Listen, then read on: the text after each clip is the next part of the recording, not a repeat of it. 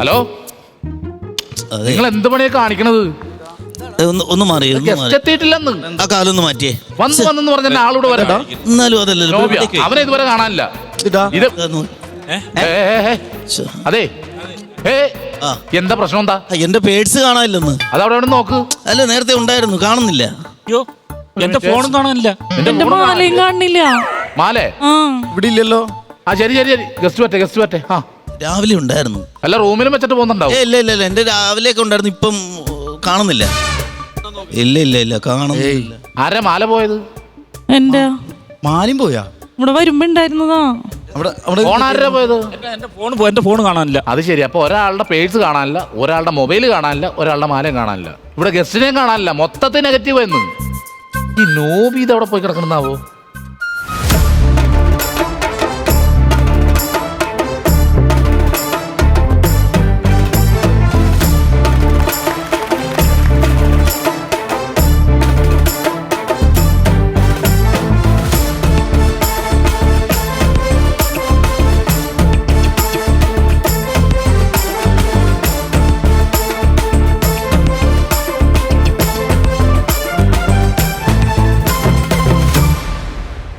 ആരാന്ന്? അനി. അനിയാ? നെയ്യാറ്റിക്കര അനി. നെയ്യാറ്റിക്കര അനിയാ? സമാധിയുടെ ആളാണ്. ഏത് സമാധിയുടെ? കോഴിക്കോട് സങ്കീർത്തനം നാടകമാണല്ലേ? എടോ, സമാധി. എനിക്കൊന്നും മനസ്സിലായില്ല. അതായത് നമ്മുടെ ശരീരത്തിൽ നിന്നും ആത്മാവിനെ ഇങ്ങനെ വേർപിരിച്ചെടുക്കും. അതിനെ പ്രാണായാമം എന്ന് പറയും. അതെ, അതായത് നമ്മുടെ പ്രാണൻ യമനിലേക്ക് എത്തിക്കും. യമനിലേക്ക് നമ്മൾ ഒറ്റക്ക് പോകണ്ട, ആത്മാവിന് മാത്രം വിട്ടിട്ട് കാര്യമില്ല. പാസ്പോർട്ടിനെ നമുക്കും കയറി പോവാം. യമൻ കാലൻ. ഓ, അപ്പൊ കൊട്ടേഷൻ അത് സംസ്കൃതത്തിലില്ല. സമാധി സമാധിയിലാണ്. ആരെങ്കിലും എന്തെങ്കിലും ഒരു സമാധി ചെയ്യണമെന്ന് പറഞ്ഞു കഴിഞ്ഞാൽ അപ്പോഴും നമ്മുടെ സമാധി ചെയ്തോളൂ. മെയിനല്ലേ നമ്മള്. ഹലോ, ആ പറയൂ. എവിടെ നിന്നാണ്? കൊല്ലത്തുനിന്നാണല്ലേ? അമ്മായിയമ്മ സമാധിയാക്കണം, അത്രയല്ലേ ഉള്ളൂ. അമ്മായിക്കമ്മയ്ക്ക് എത്ര വയസ്സായി? ഇത് വിളിക്കണം, വരുമ്പോൾ. ഓക്കെ, സമാധിയാക്കാം. സമാധിയാക്കി കഴിഞ്ഞാൽ നമുക്ക് എങ്ങനെ ടെയിൽ ഇടണം? ടെയിൽ മതിയല്ലേ? ഓക്കെ, പൂക്കളുള്ളത്. അപ്പോൾ ഫിക്സ് ചെയ്തോ, ഡേറ്റ് ഫിക്സ് ചെയ്തോ, ഞാൻ പറയാം. സമാധിയാക്കാം. വീട് പണി നടക്കണ്ടല്ലേ? എന്തിന്? ടൈലറിന്റെ കാര്യം പറഞ്ഞു. അല്ലല്ലല്ല, ഇതൊരു മരുമോള് അമ്മായിയമ്മയ്ക്ക് ഒരു കൊട്ടേഷൻ ഉണ്ട്. ഓ, അമ്മായിയമ്മയെ സമാധിയാക്കാൻ എന്നിട്ട് ടൈൽ ഇടണമെന്ന് പറഞ്ഞു. ടൈലൊക്കെ ഇട്ടാണോ? പിന്നെ അത്ര പാഴ്സക്കാരല്ലേ, അവിടെ നമ്മൾ ടൈലിട്ട് റെഡിയാക്കി അങ്ങ്. അപ്പൊ ഒട്ടും പൈസ ഇല്ലാത്തവരാണ്. ഒട്ടും പൈസ ഇല്ല. തെങ്ങിന്റെ മുകളിൽ തടം എടുത്ത് അതിനകത്ത് ഇടും. അന്നേരം ഭസ്മൊക്കെ ഇടുവാ? White cement. നല്ല പൈസ ഗ്രാനൈറ്റ് ഒക്കെ വെച്ച് നമ്മൾ സെറ്റ് ചെയ്യും.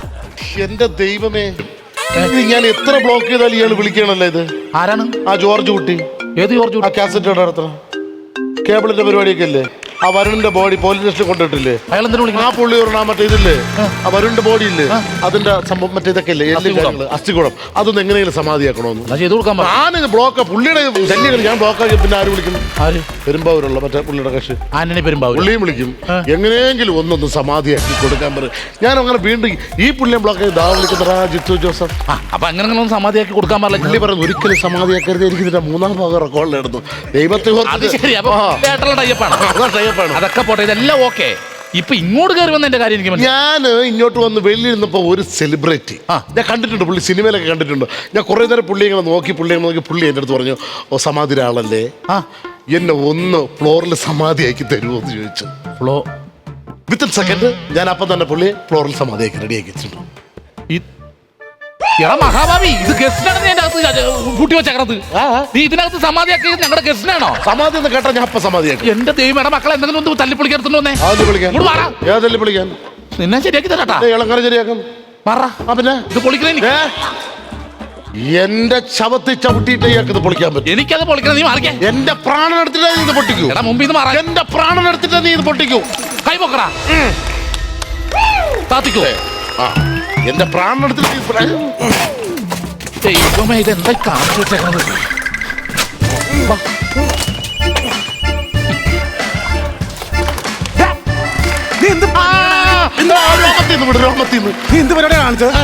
നിങ്ങളല്ലേ എന്റെ അടുത്ത് പറഞ്ഞ എന്നെ ഫ്ലോറിൽ എങ്ങനെയെങ്കിലും സമാധിയാക്കി തരേ? അവനോട് അങ്ങനെ പറഞ്ഞാ? എന്റെ പൊന്നി ഏട്ടാ, ഞാൻ അവിടെ വെയിറ്റ് ചെയ്തിരിക്കുകയായിരുന്നേ. എന്റെ ഫോട്ടോ എടുക്കണം പുറകെ നടന്നോണ്ടിരിക്കുകയാണ്. ഞാൻ പറഞ്ഞു ഞാൻ ജസ്റ്റ് ഫ്ലോറിലേക്ക് കയറുമല്ലേ, കുറച്ച് സമാധാനം എനിക്ക് തരാൻ പറഞ്ഞതാ. അതാണ് ഈ തെണ്ടി പറഞ്ഞത്. എടാ ഫ്ലോറിലേക്ക് കയറാൻ സമാധാനം തരാനാ പറഞ്ഞത്. അങ്ങനെയാണോ പറഞ്ഞത്? പിന്നല്ലാണ്ട് ആ നോക്കിയപ്പോടാ എന്നെ ഫ്ലോറിൽ ഒന്ന് സമാധിയാക്കി താടാ, ഇത് കേൾക്കാൻ പറ്റിക്കണ്. ഞാൻ ഇപ്പൊ തന്നെ എന്റെ ഭാര്യയുടെ ചെന്ന സമയം ചോദിച്ചാണ് ഞാൻ സമാധിയാക്കി. ദേ, ഒരു കാര്യം പറഞ്ഞ ഇനി ഇവിടെ നിന്ന് വർത്താനം പറഞ്ഞാ നിന്നെ ഇവിടെ ഞങ്ങൾ സമാധിയാക്കും. ഓടാ. ആ എന്നാ എന്താ കിരിങ്ങണത്? മണി എന്താണ് അമ്പലത്തിന്റെ ഫ്രണ്ട് ചോദിച്ചോ? സംഭവം എടുത്തേ അത് എടുത്തേ അത് എടുക്കണ ഇങ്ങോട്ട്. പറയുമ്പോ എടുത്തറ ഞാൻ എന്നതാണ് ഇത്? എന്റെ അരിഞ്ഞാണം. അരഞ്ഞാണം ഒക്കെയാണ്. ഈ അരഞ്ഞാണത്തിന് താലി ഇടുവോടാ ആരെങ്കിലും? നമ്മളവിടുത്തെ സ്റ്റൈലാണ് അരിഞ്ഞാണത്തിന് താലി. ഈ മാലാരെ ചേട്ടന്റെ മാല മോളുടെ മാലായിരുന്നാ? എന്തിനാണ്? ഇപ്പൊ ചേട്ടന്റെ അരഞ്ഞാണമാണ്. ഇപ്പൊ ഈ സീസണിൽ അതിന് പോയേക്കായിരുന്നു. ഇതൊക്കെ സൂക്ഷിക്കണ്ടേ? പേഴ്സ് എടുക്കടാ. ആ കത്രിക കൊണ്ട് ഇങ്ങനെ ആക്കിയപ്പോ ഇങ്ങനെ കിളിക്ക് ഞാൻ പൊട്ടിക്കണ്ടൊക്കെ പോയി. പേഴ്സ് എടുക്കടാ. പേഴ്സ് ഒന്നും ഞാൻ എടുത്തിട്ടില്ല. ഞാൻ എടുത്ത് കൊണ്ടുപോടാ ഇങ്ങോട്ട്. അത് കളഞ്ഞു ഞാൻ. എന്റെ ദൈവം, നിന്റെ പേഴ്സ് കളഞ്ഞു. എന്റെ പേഴ്സായിരുന്നു അത്. സുശീൽ വർക്കല അത് തന്നെ.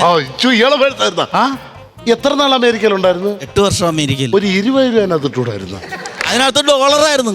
ഡോളറായിരുന്നു അതിനകത്ത്. ഏ അതിനകത്തുണ്ടായിരുന്നു ഒരു ക്രിസ്മസ് ബമ്പർ ഉണ്ടായിരുന്നു.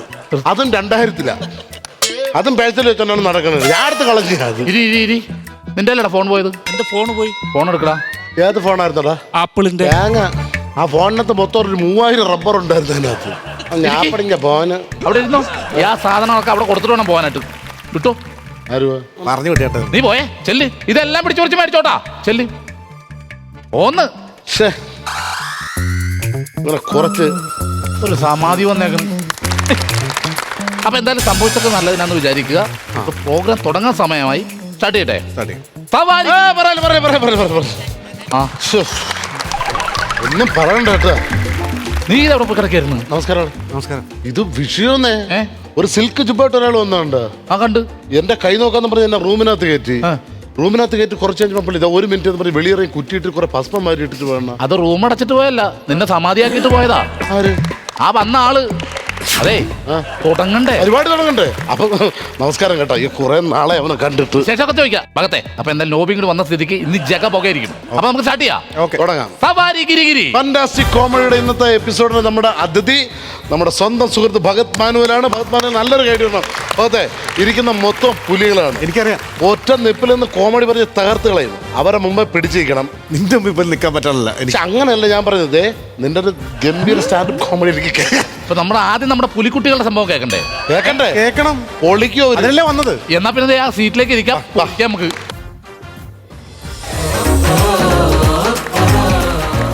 ഭഗത്തെ, ഇപ്പൊ നമ്മുടെ ജീവിതത്തിലെ ഏറ്റവും വലിയ നമ്മുടെ തോൽവി എന്ന് പറഞ്ഞാൽ എന്താണെന്നറിയുമോ? നമുക്ക് സ്വയം ഒരു തോൽവിയായി മാറണം. നമുക്ക് അപകർഷതാബോധം. ചിലപ്പോൾ നമുക്ക് സൗന്ദര്യം ഇല്ല, അല്ലെങ്കിൽ നമുക്ക് ഒരാളോട് സംസാരിക്കാൻ അറിയില്ല. അപ്പം പല സ്ഥലത്തു നിന്ന് നമ്മൾ മാറി നിൽക്കും. ഇങ്ങനെ എൻ്റെ അടുത്തൊരു ടീം ഉണ്ടോ, ഒരു പയ്യനുണ്ട്. ഇവനെന്ന് വെച്ചിട്ടുണ്ടെങ്കിൽ ഇവന് രാവിലെ എണീറ്റ് കണ്ണ് തുറന്ന് ആദ്യം കുക്കുമ്പർ എറിഞ്ഞ് കണ്ണി വെക്കും. ഇതെല്ലാം ചെയ്തിട്ട് നേരെ കണ്ണാടി എടുത്ത് നോക്കിയിട്ട് ഇത് മാറ്റി ഇത് പഴയതിലും മോശമായില്ല. ഇങ്ങനെ നിൽക്കണ സമയത്തായിരിക്കും പുറത്ത് ആരെങ്കിലും കോളിംഗ് ബെല്ല് അടിക്കണ കാണാം. അപ്പോൾ ഇവന് ഓടി അകത്ത് കയറും. അമ്മ അവിടെ ആരും വന്നിട്ട് അമ്മ പോയി നോക്കുന്നു പറയും. അതിന് നിനക്കങ്ങ് പോയി നോക്കൂടെ? പോയി നോക്കാൻ പാകത്തിനുള്ള നിർമ്മിച്ച് വെച്ചേക്കണത്. അമ്മ ചെല്ലി ഇങ്ങനെ പറഞ്ഞ ഉള്ളതാ, ഒരു സുഹൃത്തുള്ളതാ. അപ്പൊ ഇത് നമ്മുടെ ജീവിതത്തിൽ ഏറ്റവും തോൽവിത്തരോ നമുക്ക്. അല്ല, എനിക്ക് ചെറിയൊരു അപകർഷത ബോധം. എനിക്ക് ഇവനെ കാണുമ്പോ ഇവൻ നന്നായിട്ട് മെലിഞ്ഞെന്ന്. അപ്പൊ അങ്ങനെ ആകുമ്പോ എനിക്കൊരു അതിന് അപകർഷതാബോധം എന്നല്ല, അസൂയ എന്നാ പറയുന്നത്. അല്ല അങ്ങനെയല്ല. അതപ്പോ നമുക്ക് ഈ പറ്റാത്ത കാര്യങ്ങൾ കാണുമ്പോ ഒരു ചെറിയ ഇത് കാണുമല്ലോ. ഞാൻ ഈ 6 പാക്ക് കാണുമ്പോ നമ്മൾ എത്ര അങ്ങോട്ട് ഡയറ്റ് പിടിച്ചാലും ഓടാൻ പോകുന്നില്ല. അവർക്ക് 6 പാക്കേ കിട്ടുള്ളൂ. നീ ഒന്ന് വർക്കൗട്ട് ചെയ്ത ഒരു 80-85 പാക്ക് ടൈം ടേബിൾ എഴുതായിരുന്നു. ഞാനവിടെ കൂടിയിട്ട് ഒരു ബിരിയാണി കിസ്സാന്നുണ്ടൊരു പടം. ഇവന് അന്ന് ഭയങ്കര ആഗ്രഹം. നോയമ്പിന്റെ ടൈമാണ്. ഇവന് നോയമ്പെടുക്കണം. കോഴിക്കോടാണ്. അവന് നോയമ്പെടുത്തേ പറ്റുള്ളൂ. വെറുതെ ഒന്ന് ട്രൈ ചെയ്ത് നോക്കാം. ഇവനെടുത്തു. അപ്പൊ ഞങ്ങൾ നോക്കുമ്പോഴേ മാമുക്കായ സീനത്തേച്ചിരിക്കരുത് ഉച്ചയ്ക്ക് ഊണ് കഴിക്കും. അപ്പൊ ഞങ്ങൾ നോയമ്പ് പിടിച്ചിട്ട് കറങ്ങി കിടക്കുന്നത്. കുറെ കഴിഞ്ഞ് 2 ദിവസമായി 3 ദിവസമായി 4ാമത്തെ ദിവസമായി പറയുന്നത് നിന്റെ ഒറ്റ ആവശ്യമില്ലാത്ത പരിപാടി എല്ലാവരോടും പറയുകയും ചെയ്തു. ഇനി ഈ സെറ്റിൽ ഭക്ഷണം കഴിക്കാനും പറ്റും. 5ാമത്തെ ദിവസം കരാനത്തിരുന്നിട്ട് പറയാം, ഇനി പറ്റില്ല കേട്ടോ, ഇനി പറ്റില്ല, നീ എവിടെന്നെങ്കിലും ഒരു പൊതി ചോറ് മേടിച്ചോണ്ട് അപ്പൊ ഈ ക്ലാസ് അവസാനിപ്പിച്ചിട്ട് പ്രോഗ്രാമിൽ ഇതിപ്പോ എന്താ പറയുക, ഇവർക്ക് അപകർഷതാബോധം ഒന്നുമില്ല. അപ്പൊ നവീന് കുറച്ച് അപകർഷതാബോധം ഉണ്ടെന്ന് പറഞ്ഞു. അതെന്താന്ന് ഒന്ന് പറഞ്ഞു കൊടുക്കുക.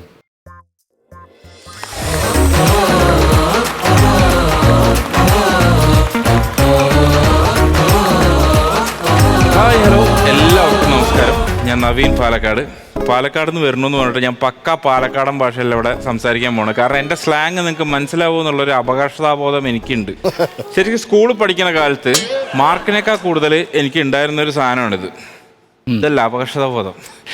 വീട്ടിൽ നിന്ന് തുടങ്ങുകയാണ് പ്രശ്നം. എന്താ വെച്ച് കഴിഞ്ഞാൽ എൻ്റെ വീട്ടിലത്തെ അവസ്ഥ എന്ന് പറഞ്ഞു കഴിഞ്ഞാൽ അച്ഛൻ പണിയെടുത്ത് കൊണ്ടുവരും, അമ്മ വെച്ച് തരും, ഞാൻ വെറുതെ ഇരുന്ന് തിന്നും. ഇതിങ്ങനെ കുറേ ദിവസം പോയപ്പോൾ എനിക്ക് അച്ഛനമ്മനെ നോക്കാൻ ഒരു അപകർഷതാബോധം തോന്നി. അതുകൊണ്ട് മാത്രമാണ് ഞാൻ സ്കൂളിൽ പോയത്. സ്കൂളിൽ പോയി കഴിഞ്ഞാൽ അച്ഛനമ്മേനെ നോക്കണ്ടല്ലോ, ഉച്ചക്കഞ്ഞി കിട്ടുമല്ലോ. പിന്നെ ഇതൊക്കെ കേട്ടപ്പോൾ നിങ്ങൾക്ക് മനസ്സിലായിട്ടുണ്ടാവും ഞാനൊരു തോൽവിയാണെന്നുള്ളത്. സത്യമാണ്, ഞാനൊരു ലോക തോൽവിയാണെന്നുള്ള ബോധം എനിക്ക് ചെറുപ്പത്തിലേ ഉണ്ട്. അതിൻ്റേതായ ഒരു അപകർഷതാബോധം എനിക്കുണ്ട്. പക്ഷേ നമ്മുടെ ചില സൗഹൃദങ്ങൾ അത് നമ്മളെ ഒരുപാട് മാറ്റങ്ങൾ ഉണ്ടാക്കും.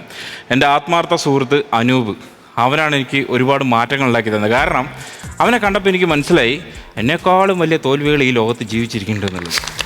തോൽവിയുടെ കേസിൽ ഞാൻ സിൽവർ ആണെങ്കിൽ അവൻ ഗോൾഡാണ്. പക്ഷെ എന്ത് തോൽവിയാണെങ്കിലും എനിക്കുണ്ടായിരുന്നൊരു പ്രേമം. ഇനിയിപ്പോൾ അടുത്തെന്താ ഞാൻ പറയാൻ പോകണമെന്ന് അറിയാലോ. അവളെന്നെ തേച്ചിട്ട് പോയി. അതെൻ്റെ അപകർഷതാബോധം കൊണ്ടാണെന്നാണ് ഞാൻ വിചാരിച്ചത്. പക്ഷെ നാട്ടുകാർ പറയണത് അവൾക്ക് ബോധമുള്ളതുകൊണ്ടാണെന്നുള്ളത്. എന്തൊക്കെയായാലും ഇത്രയും സുന്ദരനും സുമുഖനും സൽസ്വഭാവിയായിട്ടുള്ള എന്നെ ഒഴിവാക്കിയ അവൾക്ക് ഇന്നും അറിയാത്തൊരു സത്യമുണ്ട്. എന്താ അറിയോ? ഞാൻ അവളെ പ്രേമിച്ചിട്ടുണ്ടായിരുന്നു എന്നുള്ളത്. കാരണം വെച്ചാൽ ഈ അപകർഷതാബോധം കാരണം എനിക്കത് പറയാൻ പറ്റിയില്ലേ. ഈ തേപ്പൊക്കെ കിട്ടിയ അവസ്ഥയിൽ ഈ അപകർഷതാബോധം ഇല്ലാണ്ടാക്കണമല്ലോ. അതിന് വേണ്ടിയിട്ട് ഞാൻ കുറച്ച് പരിപാടികൾ നോക്കി. ഞാനൊരു വഴി കണ്ടുപിടിച്ചു. ഞാൻ കണ്ടുപിടിച്ചതല്ല, പണ്ട് കാരണവന്മാരെ കണ്ടുപിടിച്ചിട്ടുള്ള സാധനമാണ്. 2 അടിക്കുക. ഈ 2 അടിക്കാൻ വേണ്ടിയിട്ട് നമുക്ക് ആദ്യം ഒരു ചെറിയ പ്രശ്നമുണ്ട്. കാരണം നമ്മൾ ഈ ബ്യൂറോയിൻ്റെ ക്യൂവിലൊക്കെ നിൽക്കുമ്പോൾ ഒരു അപകർഷതാബോധം ഉണ്ടാവും ഇല്ലേ ചേട്ടാ? എനിക്കുണ്ടായിട്ടില്ല. ഹെൽമെറ്റും വെച്ചോണ്ടിരിക്കുന്നത്. ഓക്കെ. പിന്നെ അത് കഴിഞ്ഞിട്ട് നമ്മൾ സാധനം വാങ്ങി അടിച്ചു കഴിഞ്ഞാൽ അപകർഷതാബോധമാണോ അപകർഷത ഇല്ലാത്ത ബോധമാണോ എന്നറിയില്ല, ബോധം പോകും. പിന്നെ പിറ്റേ ദിവസം രാവിലെ നമ്മൾ തല പൊങ്ങാണ്ടാവുമ്പോൾ ഒരു കുറ്റബോധം വരും. ഈ കുറ്റബോധം ഇനി ജന്മത്തിൽ കള്ളു കുടിക്കാൻ പാടില്ല എന്നുള്ളൊരു അവബോധം നമ്മളിൽ ഉണ്ടാക്കും. പക്ഷെ എന്തൊക്കെ പറഞ്ഞാലും വൈകുന്നേരം ആകുമ്പോൾ ഈ ഉപബോധം ഉണ്ടല്ലോ, ഇത് നമ്മളെ ഇതിനു വേണ്ടി പ്രേരിപ്പിച്ചുകൊണ്ടിരിക്കും. ഇതിങ്ങനെ കുറേ ദിവസം റിപ്പീറ്റ് ചെയ്തപ്പോൾ ഞാൻ ആദ്യം പറഞ്ഞ അപകർഷതാബോധം ഉണ്ടല്ലോ, ക്യൂ നിൽക്കുന്ന സംഭവം, ഇത് ഒഴിവാക്കാൻ വേണ്ടിയിട്ട് ഞാനൊരു ഷെയർ ഹോൾഡറെ കൊണ്ടുവന്നു. ഷെയർ ഹോൾഡർ പറഞ്ഞാൽ അത്ര വലിയ സംഭവമൊന്നുമില്ല. ഷെയർ ഇട്ട് അടിക്കുന്ന ആൾ. ഇവൻ ഷെയർ തരില്ല എന്ന് മാത്രമല്ല, എൻ്റെ നിന്ന് പൈസ വാങ്ങിയിട്ട് പോയിട്ട് ഒരു ഫുള്ള് വാങ്ങി എൻ്റെ മുമ്പിൽ ഇരുന്നിട്ട് അടിച്ചു തീർക്കും. ഒരു പെഗ് വാങ്ങിക്കുടിക്കാൻ എൻ്റെ അപകർഷതാബോധം എന്നെ സമ്മതിച്ചില്ല. അതെനിക്ക് ഈ അപകർഷതാബോധം ഏറ്റവും കൂടുതൽ ഇളകണത് എപ്പോഴും അറിയോ? പെമ്പിള്ളേരത്ത് സംസാരിക്കുമ്പോൾ. എന്താണെന്നറിയില്ല, അതിൽ പെമ്പിള്ളേരത്ത് സംസാരിക്കുമ്പോൾ നമ്മൾ ശരിക്കും സൂക്ഷിച്ചും കണ്ടൊക്കെ സംസാരിക്കണം. കാരണം ഇപ്പോൾ ഒരു നിയമം വന്നിട്ടില്ലേ, ഇപ്പോൾ സ്ത്രീകളെ പറ്റി വല്ലാണ്ട് വർണ്ണിച്ചു കഴിഞ്ഞാൽ വേണമെങ്കിൽ കേസെടുക്കാമെന്നൊരു നിയമം വന്നിട്ടുണ്ട്. ഞാൻ എന്തായാലും പെമ്പിള്ളേരായിട്ട് യാതൊരു സംസാരവും ഇല്ല. ഒരു പെൺകുട്ടിയുടെ അടുത്ത് ഞാൻ സംസാരിക്കാറില്ല. അപ്പം ഞാൻ ഏത് പെൺകുട്ടിയായിട്ട് സംസാരിക്കണം എന്ന് കണ്ടിരിക്കുന്നു?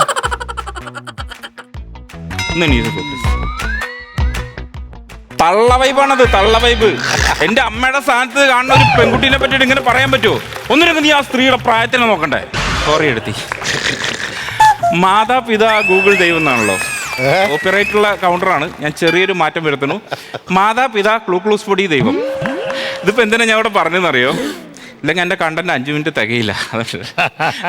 പിന്നെ നമ്മൾ മലയാളികളുടെ അപകർഷതാബോധം ഒന്നും ഇല്ലാതാവുന്ന ഒരു സ്ഥലമുണ്ട്, സോഷ്യൽ മീഡിയ. സോഷ്യൽ മീഡിയയിൽ പോയി കഴിഞ്ഞാൽ നമ്മൾ ആരെ വേണേലും വിമർശിക്കും, എന്ത് വേണേലും പറയും. ഒരു അപകർഷതയില്ല, ഒരു ബോധമില്ല. ഞാൻ നാളെ ചിത്ര ചേച്ചി പാട്ട് പാടുന്ന ഒരു വീഡിയോ കണ്ടു. ഈ വീഡിയോൻ്റെ ഇടയിൽ ഒരുത്തൻ കമൻറ്റ് ഇട്ടിരിക്കുകയാണേ, ഇങ്ങനെ അനങ്ങാണ്ട് നിന്ന് പാടിക്കഴിഞ്ഞാൽ നാളെ വേറെ പരിപാടി കിട്ടുമോ? റിമി ടോമിനെ പോലെയൊക്കെ അത്യാവശ്യം ഡാൻസൊക്കെ കളിച്ച് പാടാം.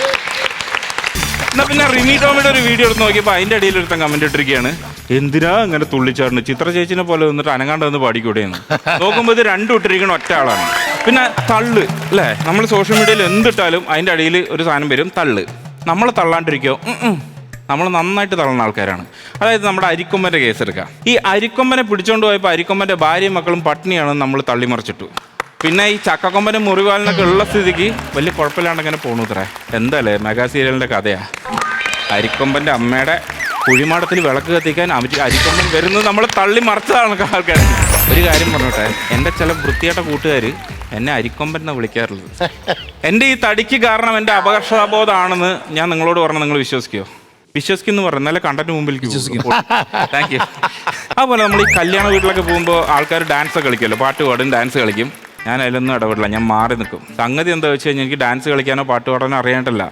ഞാൻ എൻ്റെ മനസ്സിൽ മൈക്കിൾ ജാക്സനേക്കാളും നന്നായിട്ട് ഡാൻസ് കളിക്കുന്നുണ്ട്, പക്ഷെ എൻ്റെ വിരൽ പോലും അനങ്ങില്ല. യേശുദാസിനേക്കാളും നന്നായിട്ട് പാട്ട് പാടുന്നുണ്ട്, പക്ഷെ എൻ്റെ ചുണ്ടനങ്ങില്ല. ചുരുക്കി പറഞ്ഞു കഴിഞ്ഞാൽ ഞാൻ ഫീൽഡിൽ ഇറങ്ങിക്കഴിഞ്ഞാൽ ഈ ഡാൻസ് കളിക്കണവനും പാട്ട് പാടണവനൊന്നും ഒന്നുമല്ല. ഞാൻ കളിക്കില്ല, കാരണം എൻ്റെ അപകർഷതാബോധം. പിന്നെ അപകർഷതാബോധത്തിനോടൊപ്പം തന്നെ ആവശ്യത്തിൽ കൂടുതൽ ഈഗോ ഉള്ളൊരുത്തനാണ് ഞാൻ. അതായത് ഒരു 450 ഷുഗറുള്ള ഒരാൾക്ക് 250 BP കൂടി വന്ന് എങ്ങനെ ഉണ്ടാവും? ഈ സ്ട്രോക്ക് അടിച്ചുകൊണ്ട് ഇത് പറഞ്ഞ് അവസാനിപ്പിച്ച് പോയാൽ മതി എന്നുള്ള അവസ്ഥയിലാണ് ഞാൻ ഇവിടെ നിൽക്കണം. കാര്യം ഞാൻ പറഞ്ഞോട്ടെ, നിങ്ങളൊക്കെ ചിരിച്ചുകൊണ്ടിരിക്കണ്ടല്ലോ. ഇത്രയും നേരം ഞാൻ ഈ പരിപാടി അവതരിപ്പിച്ച് സ്റ്റാൻഡപ്പ് ചെയ്തു. ഞാൻ എന്നെ കുറേ ബോഡി ഷേമിങ് ചെയ്തില്ലേ? ഇത് ശരിയാണെന്ന് നിങ്ങൾക്ക് തോന്നുന്നുണ്ടോ? ഞാൻ എന്നെ വെറുതെ വിടില്ല. ഞാൻ എൻ്റെ പേരിൽ കേസ് കൊടുക്കാൻ പോവാണ്. എന്നെ ഞാൻ കോടതി കയറ്റും. ഒരു കാര്യം ഞാൻ പറയാം, ഇനി എനിക്ക് നാളെ എന്തെങ്കിലും എന്നോട് ദയവ് തോന്നിയിട്ട് എന്നെ വിടുകയാണെങ്കിൽ അടുത്ത എപ്പിസോഡിൽ വരാം. Bye from Arikomban, Naveen Palakkad. അതിനെ അടിപൊളിയായിരുന്നു കേട്ടോ. Thank you. നവീന് ഭയങ്കര നാച്ചുറാലിറ്റി, ഭയങ്കര സംസാരിക്കുമ്പോഴല്ല കൂളായിട്ട് നിന്ന് അടിപൊളിയായിട്ട് നല്ല രസമുണ്ട്. അപകർഷതാബോധം ഉള്ളിൽ കിടക്കണോണ്ടാണ് തോന്നുന്നത് അങ്ങനെ. കയ്യിൽ നിന്ന് പോയി അല്ല, കയ്യിൽ നിന്ന് പോയെന്നൊന്നുമില്ല. അതെല്ലാം നല്ല ഭംഗിയായിട്ട് നല്ല വൃത്തിയായിട്ട് ചെയ്തിട്ടുണ്ട്. ഇത് അതൊരു അപകർഷതാബോധം കൊണ്ട് പറയണ കയ്യിൽ നിന്ന് പോയിന്ന്. സംഭവം സെറ്റായിരുന്നു. Thank you. നമ്മള് കുറെ ചിരിച്ചു കേട്ടോ സത്യത്തില്. കുറേ നല്ല നാച്ചുറാലിറ്റി ആയിരുന്നു, ഭയങ്കര രസമായിരുന്നു. അടിപൊളിയായിരുന്നു, നന്നായിരുന്നു കേട്ടോ. ഈ മാർക്ക് ഇടണേല് ഞങ്ങൾ വല്ല അപകർഷതാബോധവും കാണിക്കണം. ആ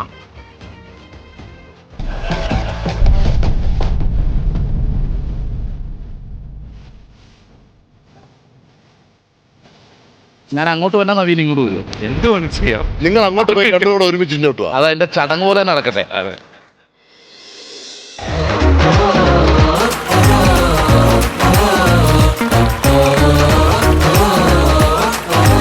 ഈ അപകർഷതാബോധം എന്ന് പറയുന്നുണ്ടെങ്കിൽ ഭയങ്കര അല്ലേ നിഷ്കളങ്കമായിട്ടുള്ള ചിരി. വളരെ അത് നമുക്ക് തോന്നുന്നത് നമ്മുടെ അപകർഷതാബോധം കൊണ്ടാ. അങ്ങനെയൊന്നുമില്ല. ഓക്കെ, എന്തായാലും നമുക്ക് വിലപ്പെട്ട സംഭവം ഇതിനകത്തുണ്ട്. ഓക്കെ, ബാ. Thank you.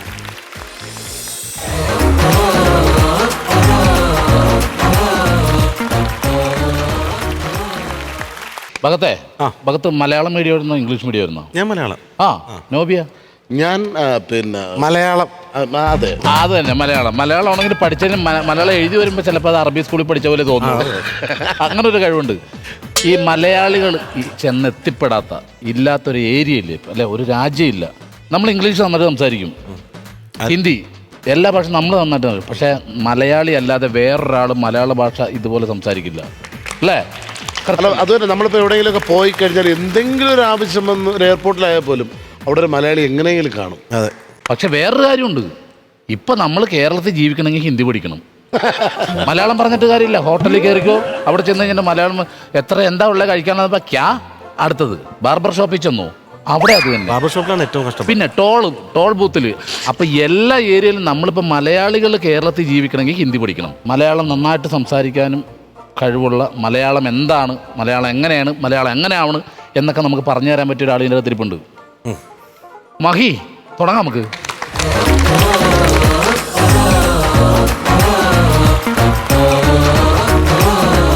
ഹലോ, ഒരു കൈഡിയ.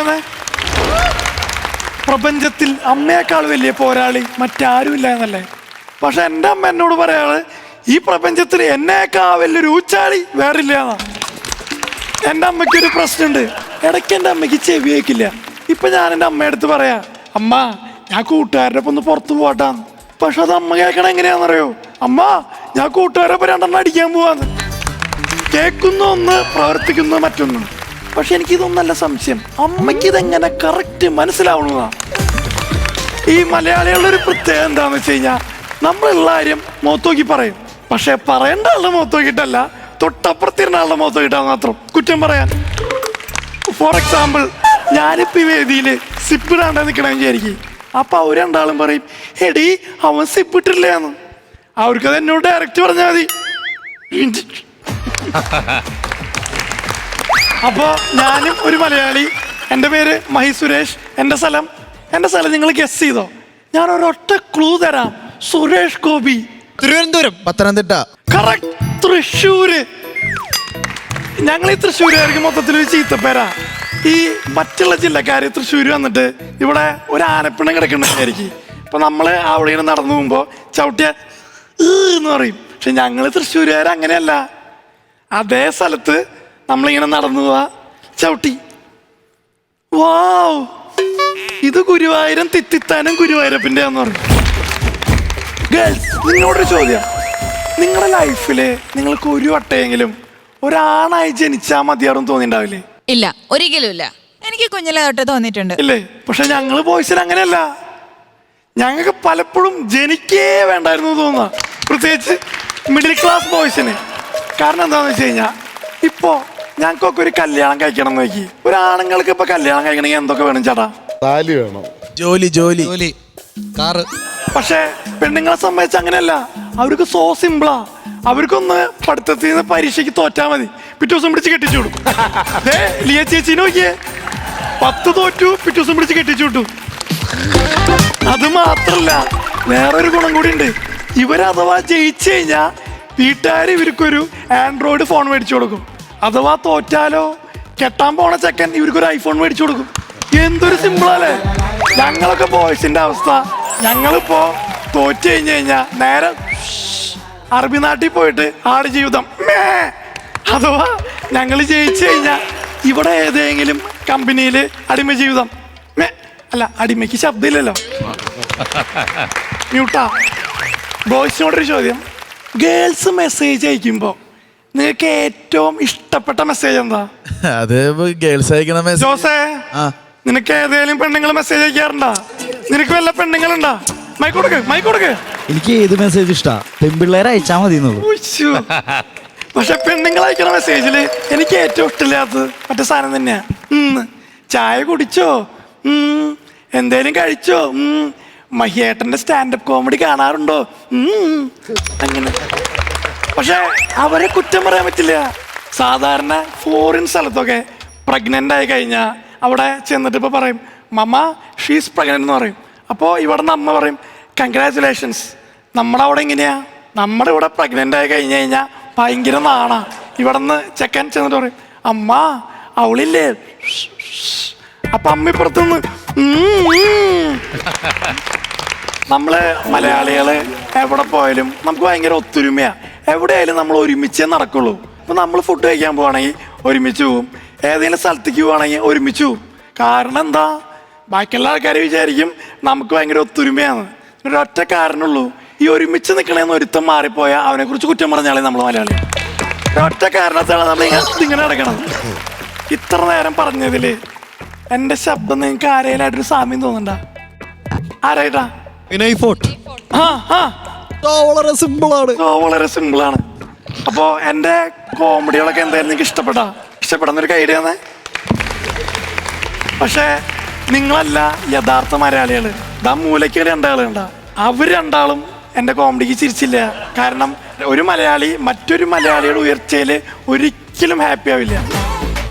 Thank you. നല്ലതായിരുന്നു, കുറേ സംഭവങ്ങളുണ്ടായിരുന്നു. ഇടയ്ക്ക് എൻ്റെ അടുത്തൊരു സാധനം പറഞ്ഞില്ലേ പറയണേന്ന്, അത് പറഞ്ഞില്ല. ഞാൻ ഇവിടെ നോക്കിയിരിക്കുകയായിരുന്നു. എൻ്റെ അടുത്ത് പറയായിരുന്നു. ഞാൻ അതാണ് ഇപ്പം എനിക്ക് മനസ്സിലായി. ശ്രദ്ധിച്ച് കേൾക്കാൻ വേണ്ടിയാണ് എൻ്റെ അടുത്ത് പറഞ്ഞു ഞാൻ ഇടയ്ക്കൊരു സാധനം പറയും, അപ്പോൾ ഒരു കൈ കാണിച്ചോണേന്ന്. ഞാൻ ശ്രദ്ധിച്ചിരിക്കേണ്ടത് എപ്പം പറയുമെന്ന് അറിയാൻ വേണ്ടി. അതൊന്നും അല്ല, പറഞ്ഞതുമില്ല. അതൊന്നും അല്ല. കാരണം അതാണ് മലയാളി. അത് പറഞ്ഞായിരുന്നെങ്കിൽ കയറി പോകില്ല, കുറച്ചടാ പറയില്ല. അതെ, നല്ല കണ്ടിന്യൂസ് ഇങ്ങനെ വന്നോണ്ടിരിക്കുമല്ലേ ഇങ്ങനെ. അതാണ് ഞങ്ങളുടെ പുലിക്കുട്ടികള്. ഒരു രക്ഷയില്ലട്ടാ. പിന്നെ അടിപൊളിയായിട്ടുണ്ട്. മുത്തശ്ശിയുടെ ഒരു ഫോൺ ചെയ്യുന്ന സംഭവം പറഞ്ഞില്ലേ, ഫോൺ ചെയ്ത അതേപോലെ തന്നെ ഫോൺ ചെയ്ത് മുത്തശ്ശിയുടെ അടുത്ത് വന്ന് ചോദിച്ച് രാജേഷ് എന്തെന്ന് ചോദിച്ച് അവൻ പുറത്ത് പോയേക്കെന്ന് പറഞ്ഞു. അപ്പോൾ രാജേഷ് വരുമ്പോഴത്തേക്ക് ഒരു കാര്യം ഒരു മിസ് കോൾ അടിച്ചേക്കാൻ പറഞ്ഞു. ഇവൻ പോയി കഴിഞ്ഞാൽ വൈകുന്നേരം അപ്പോൾ രാജേഷ് വന്നപ്പോൾ മുത്തച്ഛൻ എടാ നിന്റെ കൂട്ടുകാരൻ വന്നിരുന്നു, നീ വരുമ്പോൾ ഒരു ഡിസ്കോ കളിക്കാൻ പറഞ്ഞിരുന്നു. അടിപൊളി. അപ്പൊ എന്തായാലും ഗിഫ്റ്റഡ് ആണോ? താനൊക്കെ ഭയങ്കര ഗിഫ്റ്റഡ് ആയിട്ടുള്ള മനുഷ്യനാണ്. ആർക്കും വേണ്ടേ? ആ മാർക്കും.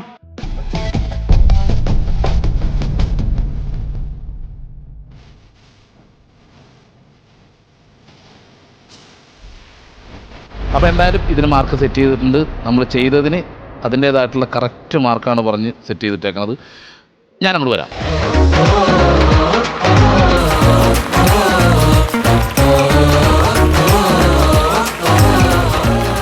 തൃശ്ശൂർക്കാരനാന്ന് പറഞ്ഞ സ്ഥിതിക്ക് വേറൊരു സംഭവം ഉണ്ട്. ഈ തൃശ്ശൂർക്കാർ വഴക്കിട്ടാലും നമുക്ക് ദേഷ്യം തോന്നൂല അല്ലേ? ഇല്ല, ആ രീതിയിലൊക്കെ പറഞ്ഞ ഞാൻ അത്രക്കാരനല്ല എന്നൊക്കെ പറയുമ്പോൾ നമുക്ക് ദേഷ്യം തോന്നില്ല. ഭയങ്കര രസമുള്ള ഭാഷയാണ്, എല്ലാം കൊണ്ടും അടിപൊളിയായിരുന്നു. ഓക്കെ,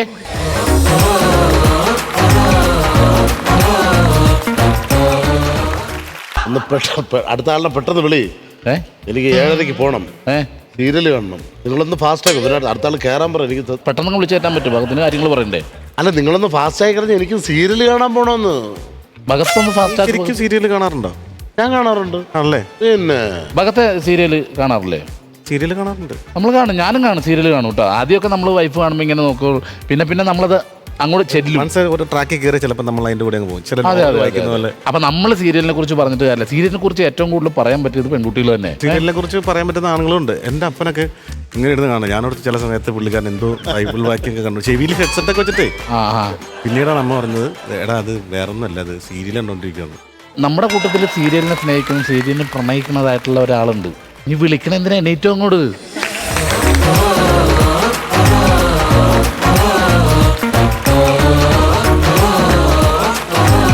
ഹലോ, നമസ്കാരം. ഞാൻ ലിയ. ഞാൻ ആദ്യം തന്നെ ഒരു കടങ്കഥയെന്ന് തുടങ്ങാം. ശ്രദ്ധിച്ചേക്കണേ. തുടക്കമുണ്ട്, ഒടുക്കമില്ല. പ്രശ്നമുണ്ട്, പരിഹാരമില്ല. ഗർഭമുണ്ട്, പ്രസവമില്ല. എന്താണത്? ഞാൻ തന്നെ പറയാം. അതിന്റെ ഉത്തരവാണ് cereal. Cereal cereal cereal. I don't like it. I avoid it. പക്ഷേ എൻ്റെ അമ്മയ്ക്ക് സീരിയൽ ഭയങ്കര ഇഷ്ടമാണ്. അതുകൊണ്ട് ഞാനും കാണും, എൻ്റെ അച്ഛനും കാണും. പക്ഷേ അച്ഛൻ ഈ സീരിയൽ കാണുമെങ്കിലും കാണുമെന്ന് സമ്മതിച്ചു തരില്ല. എന്നാൽ എല്ലാ അപ്ഡേറ്റും ഞങ്ങളെക്കാൾ നന്നായിട്ട് അറിയുന്നത് അച്ഛനാണ്. അതായത് സുഗമോ ദേവി സീരിയലിലെ ദേവിക്ക് സുഖമാണോ, വീട്ടിലെ വിളക്ക് സീരിയലിൽ കാണിക്കുന്ന വിളക്കിന് എത്ര തിരിയുണ്ട്, എന്തിനു പറയുന്നത് പഞ്ചാഗ്നിയിലെ നായികയ്ക്ക് 5-ാം മാസം ആയതുവരെ അച്ഛൻ പറഞ്ഞിട്ടാണ് ഞങ്ങൾ അറിഞ്ഞത്. എന്നാലും അച്ഛൻ സമ്മതിക്കില്ല. അച്ഛൻ പറയും, ഞാൻ ഇതുവഴി പോകുമ്പോൾ ജസ്റ്റ് ഒന്ന് നോക്കി, പിന്നെ അവിടെ അങ്ങ് അറിയാതെ ഇരുന്നു പോയി. എൻ്റെ അമ്മ സീരിയൽ കാണുന്നത് ഒരു പ്രത്യേക രീതിയിലാണ്. ഫ്ലവേഴ്സിൽ കൃത്യസമയത്ത് അത് ടെലികാസ്റ്റ് ചെയ്യുമ്പോൾ ഇരുന്ന് കാണും. പിറ്റേന്ന് റിപ്പീറ്റ് ഇടുമ്പോൾ ഒന്നുകൂടെ കാണും. ഇതൊന്നും പോരാഞ്ഞിട്ട് യൂട്യൂബിലും കയറി കിടന്ന് കാണും. ഈ കാണുന്നതിനല്ല പ്രശ്നം, TV-യിൽ കണ്ട് കരഞ്ഞു തീർത്ത എപ്പിസോഡിന് യൂട്യൂബിൽ കാണുമ്പോൾ വീണ്ടും കരയുന്നത് എന്തിനാന്നാണ് എനിക്ക് മനസ്സിലാവാത്തത്. അല്ലെങ്കിലും കരയാൻ ഓരോരുത്തർക്കും ഓരോരോ കാരണങ്ങളാണല്ലോ. എൻ്റെ അമ്മൂമ്മ ഇതേപോലെ ആയിരുന്നു കേട്ടോ. സീരിയലിന് വെച്ചാൽ ജീവനാ. ആ സീരിയൽ തന്നെ അമ്മൂമ്മയുടെ ജീവൻ എടുത്തത്. സീരിയൽ കണ്ടോണ്ടിരിക്കുമ്പോൾ നെഞ്ചുവേദന കൂടി ആശുപത്രി പോകാൻ വിളിച്ചപ്പോൾ അമ്മൂമ്മ പറഞ്ഞു, മക്കളെ ഈ സീരിയൽ ഒന്ന് കഴിയട്ടെ, ഇതിൻ്റെ എപ്പിസോഡ് ഒന്ന് കഴിയട്ടെ. അത് അവസാനം തീർന്നു. എപ്പിസോഡല്ല, എൻ്റെ അമ്മൂമ്മ. പിറ്റേന്ന് അമ്മയ്ക്ക് കരയാൻ 2 കാരണങ്ങളാ. ഒന്ന് സീരിയല്, ഒന്ന് അമ്മൂമ്മ. ഒന്ന് അമ്മൂമ്മ, ഒന്ന് സീരിയല്. സീരിയല് നിങ്ങൾ ശ്രദ്ധിച്ചിട്ടുണ്ടോ? നമ്മുടെ വീട്ടിൽ കൂടിപ്പോയ എത്ര അംഗങ്ങൾ കാണും? 5 പേര് മാക്സിമം. പക്ഷെ സീരിയൽ നിങ്ങൾ കണ്ടിട്ടുണ്ടോ? അച്ഛൻ, അമ്മ, അമ്മായി, അമ്മാവൻ, മരുമകള്, വേലക്കാരി, ഡ്രൈവർ, ഡ്രൈവറിൻ്റെ കുട്ടി, ഇങ്ങനെ തുടങ്ങി ഒരു 10-40 പേര് ഒരൊറ്റ വീട്ടിലാണ് താമസിക്കുന്നത്. അതിൽ സീരിയലിൻ്റെ കഥ നിങ്ങൾ കണ്ടു കഴിഞ്ഞാലേ നമ്മുടെ പഴയ KTS പടന്നേൽ സാറിൻ്റെ ഡയലോഗ് പോലെയാ. അവൻ്റെ മകനാണിവൻ, ഇവൻ്റെ മകനാണ് അവൻ, അവൻ്റെയും ഇവൻ്റെയും മകനാണ് അവൻ. മൊത്തത്തിൽ കുറേ കുരുക്ക. ഇത്രയും കുരുക്ക് ഞാൻ പിന്നെ എൻ്റെ ഇടിയപ്പത്തി മാത്രമേ കണ്ടിട്ടുള്ളൂ. ഈ സീരിയൽ എഴുതി മടുത്തവരാണോ PSCക്ക് ക്വസ്റ്റ്യൻ പേപ്പർ ഉണ്ടാക്കുന്നതെന്ന് എനിക്ക് പലപ്പോഴും തോന്നിയിട്ടുണ്ട്. ഞാൻ ഈ അടുത്തൊരു പരീക്ഷ ചെയ്തപ്പോൾ അതിലൊരു ക്വസ്റ്റ്യനാ, രാഘവന്റെ ഭാര്യയുടെ ചേട്ടന്റെ സുഹൃത്തിന്റെ മോനാണ് രവിയെങ്കിൽ വീട്ടിലെ തൊട്ടിലിൽ കിടക്കുന്ന കുട്ടിയും വീട്ടിലെ വാച്ച്മാനും തമ്മിലുള്ള ബന്ധം എന്താന്ന്. ഈ ചോദ്യത്തിന് ഉത്തരം കണ്ടുപിടിക്കാൻ എന്നെ കൊണ്ട് പറ്റില്ല, പക്ഷേ എൻ്റെ അമ്മയെ കൊണ്ട് പറ്റും. കാരണം അമ്മ സീരിയൽ കാണുന്നുണ്ട്. എൻ്റെ അമ്മയ്ക്ക് ഏജ് ഓവർ ആയതുകൊണ്ടാ, അല്ലെങ്കിൽ PSC എഴുതിയ ഒരു വില്ലേജ് ഓഫീസർ ഞങ്ങളുടെ വീട്ടിൽ ഇരുന്നേനെ. ഈ സീരിയലിന്റെ കഥ ഭയങ്കര രസമാണ്. അതുണ്ടാക്കാൻ എളുപ്പമാണ്. ഒരച്ഛൻ, ഒരമ്മ, അവരുടെ മക്കള്, 4-5 വേലക്കാര്, മുൻകാല കാമുകി അല്ലെങ്കിൽ കാമുകൻ, 10-15 പട്ടുസാരി, 1.5 കിലോ കുങ്കുമം, എല്ലാം കൂടെ മിക്സിയിലിടുക, ഒരൊറ്റക്കാർക്ക് സീരിയലിന്റെ കഥ റെഡി. പിന്നെ മേമ്പൊടിയായിട്ട് കുറച്ച് പ്രശ്നങ്ങളും കൂടെ ഇട്ടാ സെറ്റ്. ഈ വേലക്കാർക്കൊരു പ്രത്യേകത ഉണ്ട് കേട്ടോ. ഇപ്പോൾ ഉള്ള നായകന്റെ മുൻകാല കാമുകിയ ഭാര്യയായിരിക്കും വേലക്കാരി.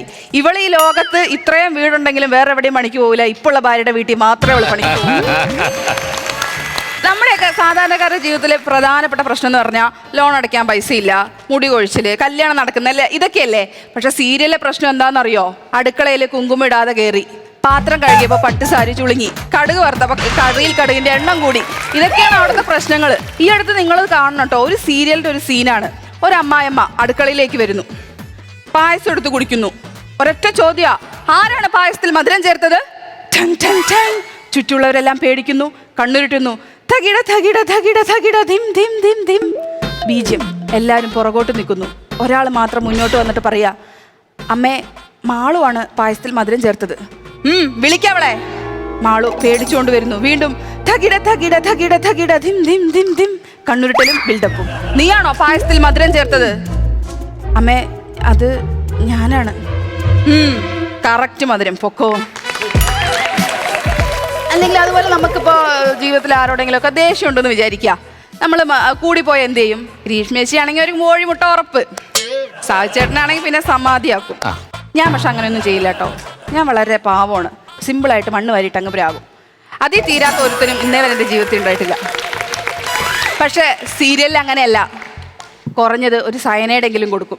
അതും ഈ സയനൈഡ് കിട്ടുന്നത് സയനൈറ്റ് എന്ന് മലയാളത്തിൽ എഴുതിയ ഒരു ചില്ലുകുപ്പിക്കകത്താ. നമ്മുടെ ആര്യവൈദ്യശാലയിൽ പിണ്ണതൈലം വാങ്ങിയിട്ട് വരുന്ന ലാഘവത്തോടെയാണ് അവരിത് വാങ്ങിച്ചോണ്ട് വരുന്നത്. ഈ കേസ് കണ്ടുപിടിക്കാൻ ഉറപ്പായിട്ട് ഒരു പോലീസ് കഥാപാത്രം വരും. ഒരു സംശയവും വേണ്ട, അത് പ്രൊഡ്യൂസറുടെ ഫ്രണ്ടോ ബന്ധുവായിരിക്കും. പുള്ളിക്കാണെങ്കിൽ ടൈമിംഗ് ഇല്ലാത്ത അഭിനയമായിരിക്കും. ഇത്രയും പറഞ്ഞെങ്കിലും നമ്മുടെ സീരിയലും ഭഗത് മാനുവൽ സാറൊക്കെ ഏതാണ്ട് ഒരുപോലെയാ. വർഷങ്ങൾ കൂടുന്തോറും ദൃശ്യമികവും കൂടി സൗന്ദര്യവും കൂടി. അപ്പോൾ സീരിയലിനെ കുറിച്ച് ഇത്രയും പറഞ്ഞ സ്ഥിതിക്ക് ചെറിയൊരു ഉപദേശവും കൂടി ഞാൻ നിങ്ങൾക്ക് തന്നിട്ട് അങ്ങ് നിർത്താം. സീരിയൽ കാണുന്നത് കൊണ്ട് നിങ്ങൾക്ക് പ്രത്യേകിച്ച് നഷ്ടമൊന്നുമില്ല, കാണാതിരിക്കുന്നത് കൊണ്ട് ലാഭവും.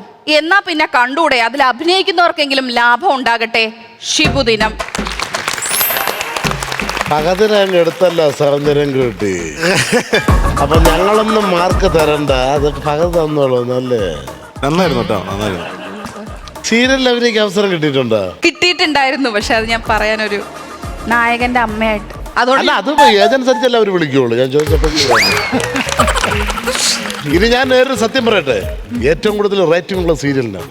അതെ, അതുകൊണ്ട് ഇതും സീരിയലായിട്ട് മുന്നോട്ട് പോകും. ആ റേറ്റിങ്ങിന്റെ പകുതി ഇതിന് കിട്ടിയ എന്റെ സീരിയൽ. അല്ല, വോയിസിലൊരു പ്രത്യേകത ഏർപ്പുണ്ട് കേട്ടോ. നല്ല ഡ്രാമാറ്റിസ്റ്റുകളുടെ വോയിസിൽ അതെ, ഓരോ സ്ഥലത്തും അത് കറക്റ്റായിട്ട് ഫീൽ ചെയ്യുന്നുണ്ട്. സന്തോഷത്തോടെ നമ്മളിരുന്ന് ചിരിച്ചു. മാർക്കിന്റെ എന്തായാലും പറയാനുള്ള ഭാഗത്ത് തന്നെ പറയട്ടെ, പറഞ്ഞിട്ടിരുന്നത്. ഇങ്ങനെ പറയരുത്. എന്തായാലും മാർക്കിലേക്ക് പോവാം.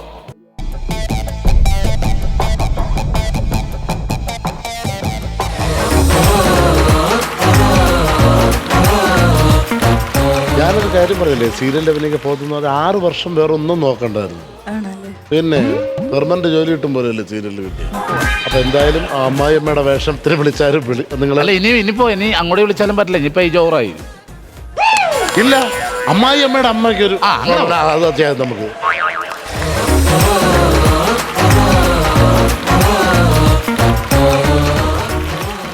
അപ്പൊ ഇനിയാണ് ചിരിയുടെ പെരുമഴക്കാലം. ചിരിപ്പിച്ച് കൊല്ലാനായിട്ട് ഫഹദ് റെഡിയായിരിക്കുക. സത്യം കുറേ കഥകളുണ്ട് ഫഹദിന്റെ, ഭയങ്കര രസകരമായിട്ടുള്ള. അത് പറയാൻ ഇപ്പൊ ഫഹദ് വരും. ചിരിക്കാൻ റെഡിയായിരുന്നു. നീ എന്നെ കൊലക്ക് കൊടുക്കാൻ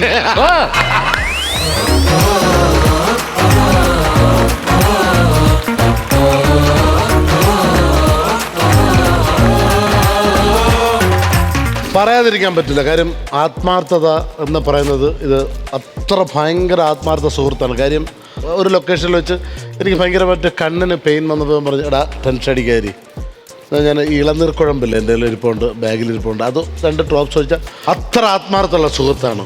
എന്തായാലും നമ്മൾ സെറ്റിൽ ചെല്ലുന്ന സമയത്ത് എന്ത് കൈ കണ്ടാലും അത് ഇവന് വേണം. എന്ത് സാധനം എന്താളിയാ എന്ന് വെച്ചിട്ട് ഇങ്ങനെ വരും. അപ്പോൾ ഞാൻ പറയാം, ഇത് ഇളനീർക്കുഴമ്പാണ്. അപ്പോൾ അതിങ്ങനെ കണ്ണിലൊഴിച്ച് കഴിഞ്ഞാൽ നമുക്ക് കണ്ണ് നല്ല ഫ്രഷ് ആയിട്ടിരിക്കും, കണ്ണ് ക്ലീൻ ആവുകയും ചെയ്യും. കുറച്ച് ഒഴിയാളിയാ എന്ന് പറഞ്ഞു നേരെ എൻ്റെ മടിയിലേക്ക് കിടന്നു വരും. അപ്പോൾ ഞാൻ പറയാം, ഇതിങ്ങനെ കിടക്കേണ്ട കാര്യമൊന്നുമില്ല, ഇതിന് കസേര ഇരുന്നാൽ മതി, ഞാൻ ഡ്രോപ്പ് ചെയ്യാന്ന് പറഞ്ഞു.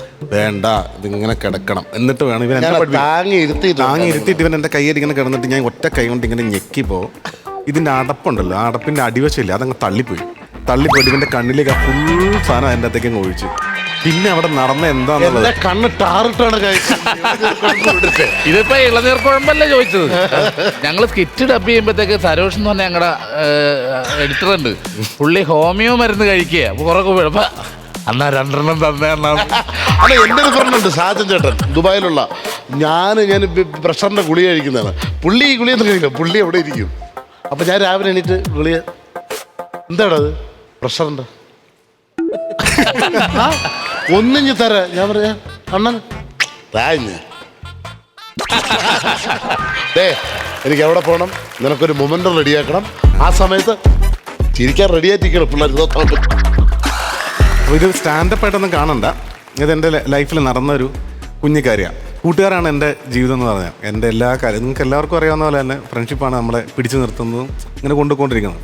അങ്ങനെ ഒരു ദിവസം ഞാനൊരു യാത്ര കഴിയപ്പോൾ കള്ളുകൂടിയുള്ള സമയമാണ്. ഞാൻ എൻ്റെ ജീവിതത്തിൽ മദ്യപാനം നിർത്തിയിട്ട് ഇപ്പോൾ കുറച്ച് കാലമായി, 3-4 വർഷമായി. കള്ളുകൂടിയുടെ ഏറ്റവും അഡിക്ഷൻ്റെ ഒരു കാര്യങ്ങൾ കൂടിയാണ് ഇതിൻ്റെ കൂട്ട് തമാശ രീതിയിൽ നമുക്ക് പറഞ്ഞു. അടിക്കാണ്ടിരിക്കാൻ പറ്റില്ല നമുക്ക്. പുറത്തൊരു രാജ്യത്ത് പോയിട്ട് തിരിച്ച് വന്ന വഴിക്ക് ഒരു 8 മണിക്കൂർ ലേവർ ഒരു രാജ്യത്ത് ഉണ്ടായിരുന്നു. അപ്പോൾ അങ്ങനെ ഞാൻ ഇങ്ങനെ നടക്കുന്ന സമയത്ത് ആ രാജ്യത്ത് ഇങ്ങനെ ബാൻ ചെയ്തേക്കുന്ന ഒരു രാജ്യമാണ്. അപ്പോൾ ഞാൻ ഇങ്ങനെ തന്നെത്താനേ ഉള്ളൂ. നടന്ന് പോകുന്ന സമയത്ത് ഡ്യൂട്ടി ഫ്രീയിൽ ബോട്ടിൽസ് ഇങ്ങനെ വെച്ചിട്ടുണ്ട്. അതിനകത്തുനിന്ന് ഒരു ബോട്ടിലെടുത്ത് എവിടെയെങ്കിലും പോയി കഴിക്കണമല്ലോ. നടന്ന് പോയി. അപ്പോൾ നോക്കുമ്പോൾ അവിടുത്തെ ടോയ്ലറ്റൊക്കെ നല്ല വൃത്തിയുള്ള ടോയ്ലറ്റാണ്, ഭയങ്കര നീറ്റായിട്ടുള്ള ടോയ്ലറ്റ്. അപ്പോൾ ഞാൻ അതിന് നൈസായിട്ട് അവിടെ നിന്ന് ഒരു ഡിസ്പോസൽ ഗ്ലാസ്സൊക്കെ എടുത്ത് അതിനൊരു അകത്ത് പോയി ഒരെണ്ണം അടിച്ച് നേരെ പുറത്തേക്ക് ഇറങ്ങി നമ്മൾ ഒന്ന് റിലാക്സ്ഡ് ആവുമല്ലോ. ഒന്ന് റിലാക്സ്ഡ് ആയിട്ട് ഞാൻ ഇങ്ങനെ നടക്കുമ്പോൾ അങ്ങ് ദൂരെ ഒരു ചേട്ടനിരിപ്പുണ്ട്. കണ്ടറിയാം മലയാളിയാണ്. വെള്ളമുണ്ടും ഒരു അലന്ന ഷർട്ടൊക്കെ ഇട്ടിട്ടായിരിക്കുന്നത് പുള്ളിക്കാരൻ. അപ്പോൾ ഞാൻ ഇപ്പോൾ എന്തോ വിഷമിച്ചിരിക്കുന്ന മനുഷ്യൻ്റെ അടുത്തേക്ക് വന്നിട്ട് 2 വർത്താനം ചോദിക്കണ്ട എന്താ വെച്ചാൽ. ഞാനും പ്രത്യേകിച്ച് പണിയൊന്നുമില്ല. നേരെ നടന്ന് പുള്ളിയൊക്കെ അറിയോ പുള്ളിക്കാരൻ കണ്ണിങ്ങനെ നിറയുന്നുണ്ട്. എന്താ പറ്റിയേ? ഒന്നുമില്ല മോനെ. അപ്പോൾ മലയാളത്തിൽ പറഞ്ഞപ്പോൾ എനിക്ക് സമാധാനമായി. ആൾ ഇതാണല്ലോ മുണ്ടൊക്കെ, എന്നാലും ഒരു തമിഴാണോ എന്നുള്ള സംശയം ഉണ്ടായിരുന്നു. മലയാളമായി പുള്ളി പറഞ്ഞു എവിടെ വീടാ? പറഞ്ഞു പാലായിലാണ് വീട്. പേര് എന്നാ വെച്ചാൽ ജോസ് എന്നാണ് പേര്. അപ്പോൾ എനിക്ക് ഭയങ്കര വിഷമമായി കേട്ടോ. ജോസേട്ടാ എന്താ പ്രശ്നം? എൻ്റെ ജോലി പോയി മോനെ. ഞാനിവിടെ ജോലി പോയിട്ട് മലയാളി അസോസിയേഷനൊക്കെ പിരിവിട്ടിട്ടാണ് എന്നെ ടിക്കറ്റ് എടുത്ത് നാട്ടിലേക്ക് വരുന്നത്. അപ്പോൾ കേട്ടപ്പോൾ എനിക്കും ഭയങ്കര, അപ്പോൾ വീട്ടിലാരുണ്ട്? അപ്പോൾ ഒരു മോനുണ്ട്, അവൻ ഓട്ടോ ഓടിക്കുക നാട്ടിൽ. അത് മാത്രമേ ഉള്ളൂ ഇനി ആശ്രയം എന്ന് പറഞ്ഞു. അപ്പോൾ ഞാൻ ചോദിച്ചു ജോസേട്ടാ പറഞ്ഞടിക്കണോ എന്ന് ചോദിച്ചു. ഈ രാജ്യത്ത് ഇവിടെ തൊടാൻ പാടില്ല, ഇവിടെ ഇല്ലെങ്കിൽ കിട്ടില്ലല്ലോ എന്ന് പറഞ്ഞു. പുള്ളി വിഷമിച്ചിരുന്ന പുള്ളിയായിട്ട് മൈൻഡൊക്കെ മാറി ആ സമയത്ത്. പുള്ളി പറഞ്ഞ് അതൊക്കെ നടക്കും ചേട്ടൻ പറഞ്ഞിട്ട് പുള്ളിനെ വിളിച്ചുകൊണ്ട് നേരെ ബാത്റൂമിൽ പോയി. പുള്ളിക്കപ്പോൾ ഇങ്ങനെ ബാത്റൂമിൻ്റെ അവിടെ പോയി ഇങ്ങനെ നോക്കണ്ട കേട്ടോ. അപ്പോൾ ഞാൻ അകത്ത് കയറിയിട്ട് പുറത്തേക്ക്, അപ്പോൾ ഏത് ബാറിൽ നിന്ന് ഡോർ തുറന്ന് പുറത്തേക്ക് ഇറങ്ങുന്നവരാണ് ഞാൻ ബാത്റൂമിൽ നിന്ന് പുറത്തിറങ്ങുന്നത്. കയറി അടിച്ചു. പുള്ളിക്കാരനെ അകത്ത് കയറി നോക്കിയപ്പോൾ നല്ല വിശാലമായിട്ട് എല്ലാം സെറ്റ് ചെയ്ത് വെച്ചിട്ടുണ്ട്. പുള്ളി എല്ലാം നീറ്റായിട്ട് അടിച്ചു. ഒരാളിറങ്ങും, അടുത്തയാൾ. അങ്ങനെ ഞങ്ങൾ 2 പേരാണ് കൂടി ഏകദേശം അവിടെ നിന്ന് വാങ്ങിച്ചു. കാരണം ക്യാരി ചെയ്ത് കൊണ്ടുവരാൻ പറ്റില്ലല്ലോ പൊട്ടിച്ച് കഴിഞ്ഞു. അപ്പോൾ അവിടെ തന്നെ അടിച്ചു തീർത്ത് ഞങ്ങൾ 2 പേരും തോളത്ത് കൈയിട്ട് ഇങ്ങനെ നടക്കുകയാണ്. അതിൽ ഒരു പരിചയമില്ലാത്തൊരു മനുഷ്യൻ ജോസേട്ടനെ പൊന്നായി. പിന്നെ ഞാൻ ജോസേട്ടൻ്റെ കൂട്ടത്തിൽ അവിടെ ഇരുന്നപ്പോൾ ജോസേട്ടൻ എൻ്റെ മടിയിൽ ഇങ്ങനെ കിടക്കുക ജോസേട്ടൻ. അപ്പോൾ ജോസേട്ടൻ്റെ അടുത്ത് ചോദിച്ചേട്ടാ ഫ്ലൈറ്റ് എത്ര മണിക്കാ? അങ്ങനെ വെച്ച മാത്രമേ ഉള്ളൂ. ഞാൻ പറഞ്ഞു എൻ്റെ ഫ്ലൈറ്റ് വന്നപ്പോൾ ഞാൻ പതുക്കെ ജോസേട്ടൻ്റെ തലയോടെ വെച്ചിട്ട് ഞാൻ ഇങ്ങനെ തന്നെ പോന്നു. അങ്ങനെ പോകുന്നത് 2 ദിവസം കഴിഞ്ഞപ്പോൾ ഏതോ ഒരു പടത്തിൻ്റെ ഷൂട്ടിംഗ് ലൊക്കേഷനിൽ ഞാൻ നിൽക്കുക. അപ്പോൾ എനിക്കൊരു കോള് വന്നു. ഹലോ മോനെ ജോസേട്ടനാടാ എന്ന് പറഞ്ഞു. നല്ല പരിചയമുള്ള ശബ്ദമുള്ളൂ. ജോസേട്ടനാ പാലായിന്ന്. ജോസേട്ടാ എന്തുണ്ട്, എങ്ങനെ ഉണ്ടായിരുന്നു ഫ്ലൈറ്റ് യാത്രയൊക്കെ? ഞാൻ ഇന്ന് രാവിലെ എത്തി എന്ന് പറഞ്ഞു. ഇന്ന് രാവിലെ എത്തിയോ? അല്ല ജോസേട്ടാ നമ്മൾ വന്നിട്ട് 2 ദിവസം ആയില്ലേ മോനെ. എനിക്ക് ആ ഫ്ലൈറ്റ് മിസ്സായിരുന്നു. അത് മലയാളി അസോസിയേഷൻ പിരിവിട്ടിട്ട് വിട്ടേക്കണം. അയാൾക്ക് ഇനി അവിടെ നിന്ന് പോരാൻ പറ്റൂല. അയാൾ പിന്നെ എങ്ങനെ പോകുന്നു പറഞ്ഞു. അതല്ല മോനെ, പിന്നെ അവിടെ നിർത്തിയിട്ട് അവർ പിന്നെ എൻ്റെ മോൻ ഓട്ടോ വിറ്റ പൈസക്ക് ടിക്കറ്റ് എടുത്തിട്ട്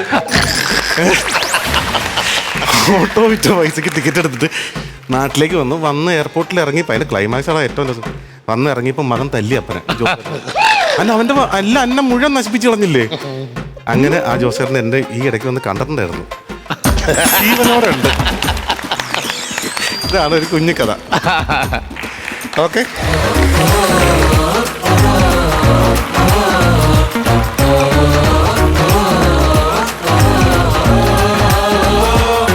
അല്ല, ഈ പറഞ്ഞ പോലെ തന്നെ മദ്യപിക്കുന്നവർക്ക് അതൊരു ലഹരിയാണെങ്കിലും കാണുന്നവർക്ക് അവർ നല്ല കോമഡി ഉണ്ടാവും അതിനകത്ത്. അടിച്ച് ഫിറ്റായിട്ട് ഇരുട്ടത്ത് മതലിൻ്റെ സൈഡിൽ കിടക്കുക ഒരു 8 മണിയായപ്പോഴത്തേക്ക്. അപ്പോൾ ഈ വേറെ ആരോ മൂത്രം ഒഴിക്കാൻ മുട്ടിട്ട് വന്നിട്ട് ഈ ദേഹത്തിട്ട് അങ്ങ് മുള്ളി എവിടുന്നുണ്ട്. അപ്പോൾ പുള്ളി അവിടെ കിടന്നുണ്ട് പെയ്യട്ടെ, ഇടിയും വെട്ടി പെയ്യട്ടെ. ഇങ്ങനെയുള്ള സംഭവമുണ്ട്. അപ്പോൾ എന്തായാലും ഭഗത്തെ വളരെ വളരെ സന്തോഷം ഞങ്ങളുടെ ഈ സവാരി ഗിരിഗിരി ഫാമിലിയിലേക്ക് വന്നത്. എല്ലാവരും എൻജോയ് ചെയ്തില്ലേ? കൈഡി മാത്രമല്ല, ഞങ്ങളുടെ ഫാമിലിയുടെ ഒരു സ്നേഹ സമ്മാനം കൂടിയുണ്ട്.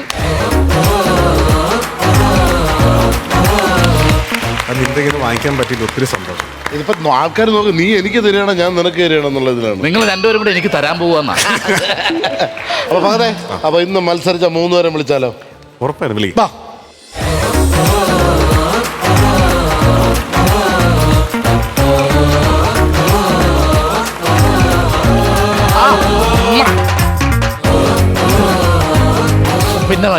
പിന്നെ നന്നായി. അപ്പൊ അതെ നമുക്ക് മാർക്ക് കാണാം. ആരാണ് ഇന്നത്തെ ടോപ്പ് എന്നറിയാം. നോക്കിയാലോ? റെഡി. ഫസ്റ്റ് നമുക്ക് ലിയ. ലേഡി തന്നെ ആവട്ടെ. 84 ലിയ.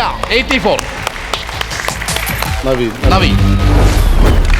85. അപ്പൊ ഇനിയാണ് നമ്മളുടെ ആ ഒരു റിസൾട്ടിന്റെ ഒരു പവർ വരാൻ പോണത്. മഹി. 83. പുതിയൊരു കലയുടെ നിലവറ തുറക്കണം പ്രതിഭകളൊരു നിര. ഓരോ മാർക്കിന്റെ വ്യത്യാസം. അതാണ് ഞാൻ ആദ്യം പറഞ്ഞത്. എല്ലാവരും ഒരുപോലെ നല്ല രീതിയിൽ പെർഫോം ചെയ്ത്, പക്ഷേ ഹ്യൂമർ കുറച്ച് കൂടുതൽ നവീൻ്റെ അടുത്തായിരുന്നു. ലിയ.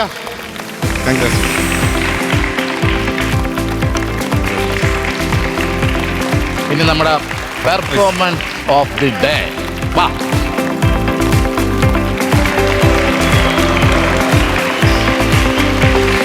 ഇത് മാത്രമല്ല, ഏറ്റവും ഒരു ചെക്കും കൂടെ ഉണ്ട്. ഇതാണ് നമ്മുടെ മെയിൻ സംഭവം, ക്യാഷ് പ്രൈസ്.